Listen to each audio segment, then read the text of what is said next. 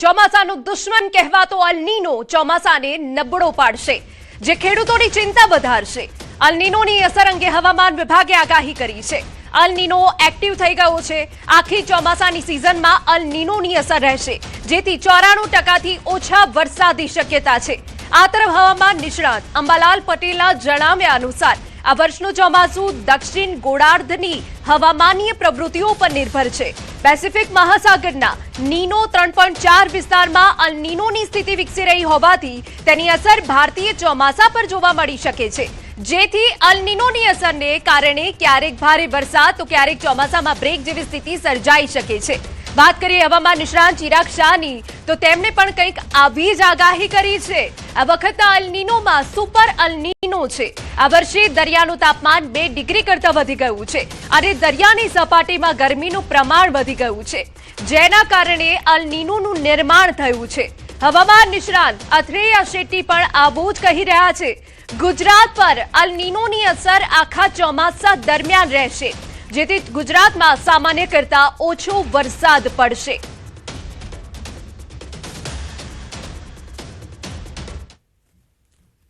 El Nino अभी जो El Nino active हो गया है और उम्मीद है कि जो मॉडल्स हमारे हैं वो दिखा रहे हैं कि पूरे मानसून में अल नीनो का इफेक्ट रहेगा।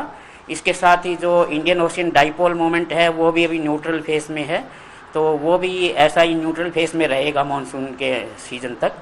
तो इसके प्रभाव से जो हमने लॉन्ग रेंज फोरकास्ट दिया था उसमें बिलो नॉर्मल रेनफॉल की उम्मीद हमारे को है। अगर 94% से कम बारिश जो वेस्ट इंडिया में है। दक्षिण गोलार्धમાં પ્રવર્તતી હવામાનની સ્થિતિ પર નિર્ભર છે। આ વખતે નીનો 3.4 વિસ્તારમાં પેસિફિક મહાસાગરમાં લગભગ સમુદ્રનું નિયત તાપમાન હોવું જોઈએ તેના કરતાં વધી રહ્યું છે અને ઓગસ્ટમાં નિયત તાપમાન કરતાં 1.5 1.5 ડિગ્રી સેલ્સિયસ વધવાની શક્યતા રહેશે અને સપ્ટેમ્બરમાં તેની ઘાતક સ્થિતિ અનુભવાશે। સ્ટ્રોંગ અલ નીનો બનશે। આવો સ્ટ્રોંગ અલ નીનો 1972માં બન્યો હતો, ત્યારે લગભગ દુષ્કાળ જેવી સ્થિતિ હતી। અલ નીનો દર વર્ષે મતલબ આગળ બી આવી ચૂકેલા છે, પહેલી વખત આવી ચૂકેલા છે, પણ આ અલ નીનોમાં આવું કેમ થયું છે? કારણ કે આ વખતના અલ નીનોમાં સુપર અલ નીનો છે અને એનું રીઝન એક જ છે કે પ્રશાંત મહાસાગરમાં 1 જૂને જે IMD એક વસ્તુ નોંધી છે એ બહુ ચોંકાવનારી છે અને એ છે 2 ડિગ્રી ઉપરનું ટેમ્પરેચર। એટલે આખા દરિયાનું ટેમ્પરેચર 2 ડિગ્રી કરતાં વધી ગયું છે આ વર્ષે જૂન 2026માં, જેના લીધે દરિયાની સપાટીમાં અને દરિયાની આજુબાજુના વિસ્તારની અંદર ગરમીનું પ્રમાણ વધી ગયું છે। એટલે એના લીધે જે આખી અલ નીનોની એક ઘટના બની છે, અલ નીનોની એક આખું एस्टेब्लिशमेंट થયું છે। गुजरात में एल नीनो का असर तो रहेगा पूरे सीजन में। जैसे मैंने मई में भी बताया था कि सामान्य से थोड़ी कम बारिश की अनुमान लग रही है गुजरात में, और यानी लगभग जो गुजरात की जो 4 महीने की एवरेज रहती है जून से सितंबर की, उसके मुताबिक में लगभग 93 से 96% के बीच में एक पूरे सीजन का आंकड़ा पकड़कर चल सकते हैं, यानी सामान्य से थोड़ी कम बारिश रहेगी। દ્વારકાના અરબી સમુદ્રમાં ભારે કરંટ, 15 થી 20 ફૂટ ઊંચા મોજા ઉછળ્યા। સમુદ્રમાં ભારે પવનના કારણે દરિયો તોફાની બન્યો છે। ગોમતી ઘાટ, લાઇટ હાઉસ સહિત દરિયાકાંઠાના વિસ્તારોમાં ભારે કરંટ જોવા મળ્યો। ગોમતી ઘાટ પાસે દરિયામાં 15 થી 20 ફૂટ જેટલા ઊંચા મોજા ઉછળતા જોવા મળ્યા। કોઈ અનિચ્છનીય ઘટના ન બને તે માટે ગોમતી ઘાટ વિસ્તારમાં સુરક્ષા જવાનોને તૈનાત કરવામાં આવ્યા। સુરક્ષા કર્મચારીઓએ શ્રદ્ધાળુઓ અને પ્રવાસીઓને દરિયાથી દૂર રહેવા તેમજ સાવચેતી રાખવા સૂચના આપી। તંત્ર દ્વારા લોકોને દરિયામાં ન ઉતરવા અને જોખમી વિસ્તારોમાં જવાનું ટાળવા અપીલ કરવામાં આવી।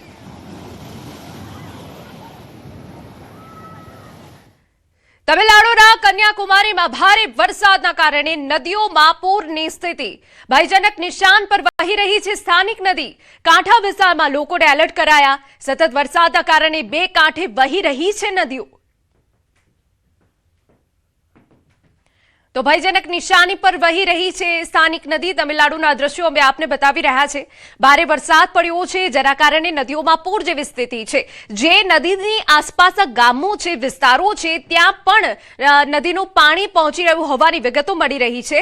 જો કે હાલ તો નદીમાં પૂરની સ્થિતિને પગલે જે આસપાસના વિસ્તાર છે, લોકો સ્થળાંતર કરી રહ્યા છે એ ભયજનક સ્થિતિથી ખતરાને લઈને, પરંતુ તમિલનાડુમાં જે ભારે વરસાદ પડ્યો છે તેમાં જે સ્થાનિક નદીઓ છે તેમાં પૂરની સ્થિતિ હાલ જોવા મળી રહી છે।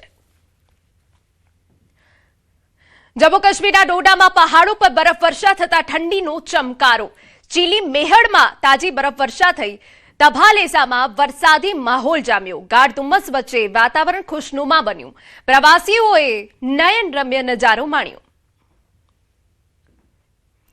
તો આપને જમ્મુ કાશ્મીરના દ્રશ્યો બતાવી રહ્યા છે. જો કે જમ્મુ કાશ્મીરમાં સતત 2 દિવસથી આ પ્રકારનું વાતાવરણ છે, ધુમ્મસભર્યું વાતાવરણ છે, જેના કારણે પ્રવાસીઓમાં આનંદની લાગણી જોવા મળી રહી છે. ગાઢ ધુમ્મસ વચ્ચે વાતાવરણ ખુશનુમા બની ગયું છે. બરફવર્ષા થતા ઠંડીનો ચમકારો પણ લોકો અનુભવી રહ્યા છે.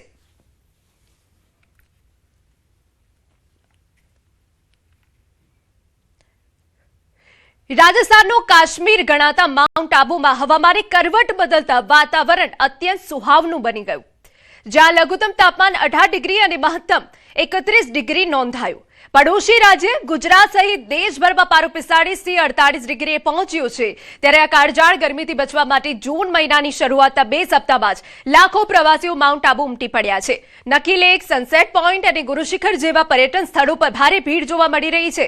પ્રવાસીઓના ધસારાના કારણે સ્થાનિક હોટલ, રિસોર્ટ હાઉસફુલ થઈ ગયા છે, જેને પગલે પ્રવાસન ઉદ્યોગમાં તેજી આવી છે અને તંત્ર દ્વારા ટ્રાફિક તેમજ સુરક્ષાની ચુસ્ત વ્યવસ્થા કરવામાં આવી છે. अच्छा लग रहा है माउंट आबू। कहाँ से आए हैं आप? हम हरियाणा से आए हैं, हरियाणा से, और हमें आके बिल्कुल अपना स्ट्रेस फ्री लग रहा है और अच्छा। हम चाहते हैं कि माउंट आबू में अधिक से अधिक लोग आए और आके अपने एंजॉय करें, फैमिली के साथ आए।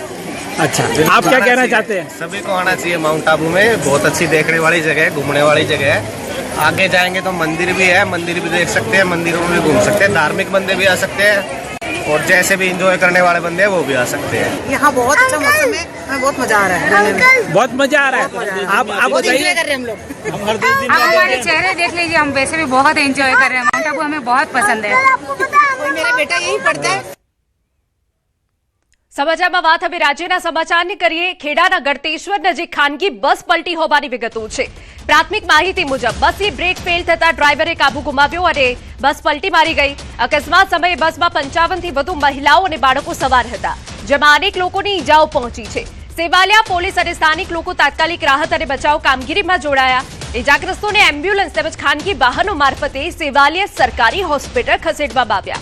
બસ સાણંદના ઈયાવાથી ગળતેશ્વર જઈ રહી હતી. 2 કરતા વધુ લોકો ગંભીર રીતે ઈજાગ્રસ્ત થયા હોવાનું સામે આવ્યું છે, જ્યારે મોટી જાનહાની ટળી હોવાનું પણ જાણવા મળ્યું છે. અમારા સંવાદદાતા ઉમંગ વધુ વિગતે વાત કરવા જોડાયા છે. ઉમંગ, શું અપડેટ આપની પાસે? બિલકુલ હિના, જે પ્રકારે ચોક્કસથી કહી શકે કે અત્યારે અધિક માસ ચાલી રહ્યો છે. અધિક માસની અંદર ડાકોરનું જે ગળતેશ્વર છે, ગળતેશ્વરની અંદર મહીસાગર નદીમાં સ્નાન કરવાનું મહત્વ રહેલું છે. ત્યારે સમગ્ર ગુજરાતમાંથી લોકો ત્યાં સ્નાન કરવા માટે આવતા હોય છે. ત્યારે આજે જે ધોળકા તાલુકાનું, સાણંદ તાલુકાનું ઈયાવા ગામ છે, ઈયાવા ગામથી એક બસ ભરીને મહિલાઓ અને બાળકો ત્યાં સ્નાન કરવા માટે આવ્યા હતા. તે દરમિયાન જે બસ હતી, લક્ઝરી બસની બ્રેક ફેલ થતા બસ પલટી ગઈ હતી. આ બસ પલટી જવાના કારણે અંદાજિત 5 થી 6 લોકોને ગંભીર ઈજા તેમજ બાકીના લોકોને સામાન્ય ઈજા પહોંચી હતી.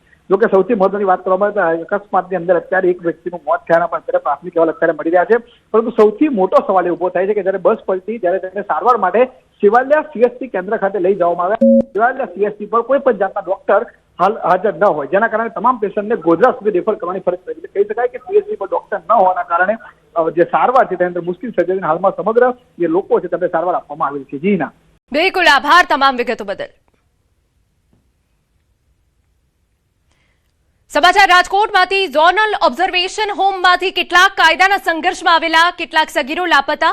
ઉચ્ચ પોલીસ અધિકારીઓ ઘટના સ્થળે પહોંચ્યા છે. પોલીસ અધિકારીઓ દ્વારા તપાસો ધમધમાટ હાથ ધરવામાં આવ્યો છે.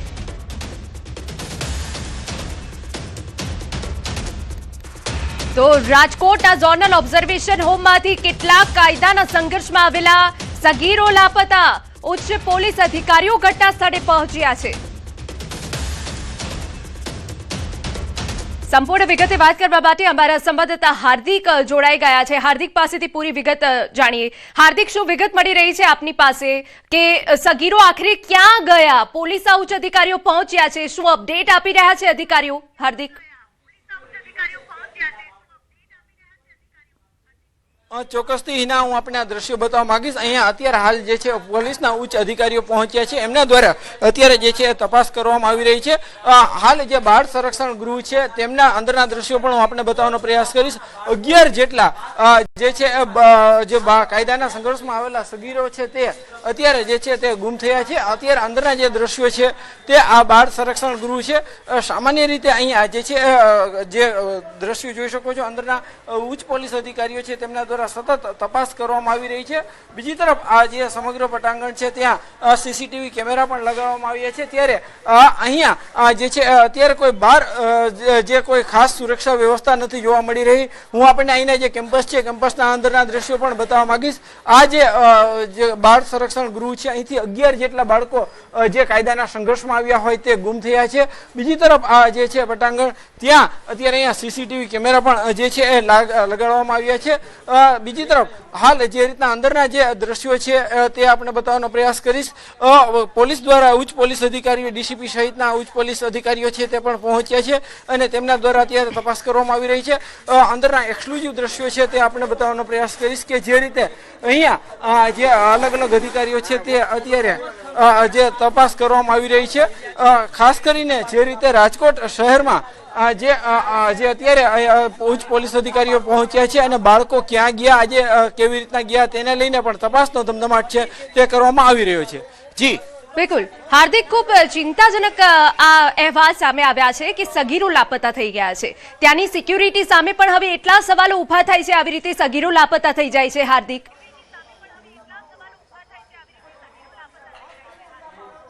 ચોક્કસથી જે રીતના અહીંયા સીસીટીવી કેમેરા છે તે પણ આપણે બતાવવાનો પ્રયાસ કરીશ. આ જે સીસીટીવી કેમેરા છે તે અત્યારે લગાડવામાં આવ્યા છે. જે રીતે આ સમગ્ર પટાંગણ છે ત્યાં અહીંયા ચેકિંગ કરવામાં આવતું હોય છે, પરંતુ અત્યારે જે રીતના 11 જેટલા જે કાયદાના સંઘર્ષમાં આવેલા આરોપીઓ છે તે ક્યાં ગયા છે, કેમ કે આસપાસમાં પણ ઇન્ડસ્ટ્રીઝ વિસ્તાર આવેલો છે. હાલ અત્યારે અહીંયા ઉચ્ચ અધિકારીઓ છે, આપણે એમની સાથે પણ વાત કરવાનો પ્રયાસ કરીશું. જે રીતે અહીંયા અત્યારે અધિકારીઓ પહોંચ્યા છે, અહીંયા બાળકો છે જે એમની સાથે પણ વાત કરવાનો પ્રયાસ કરીશું.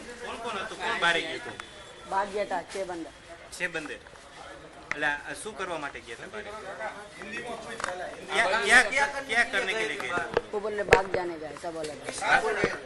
दूसरा बंदा कहाँ से गए? इधर से. यहाँ पे पुलिस की व्यवस्था रहती है. આ દ્રશ્યો જોઈ શકો છો કે જે કાયદાના સંઘર્ષમાં આવેલો જે બાળક છે તેમને પણ અત્યારે પોલીસ જે છે અંદર લઈ ગઈ છે. ક્યાંક જે પોલીસ દ્વારા અત્યારે સઘન ચેકિંગ પણ કરવામાં આવી રહ્યું છે. જે સમગ્ર મામલે છે તે અત્યારે ઉચ્ચ પોલીસ અધિકારીઓ દોડી આવ્યા છે અને તેમના દ્વારા અલગ અલગ દિશાઓમાં પણ તપાસ હાથ ધરવામાં આવી છે. જી બિલકુલ આભાર તમામ વિગતો બદલ.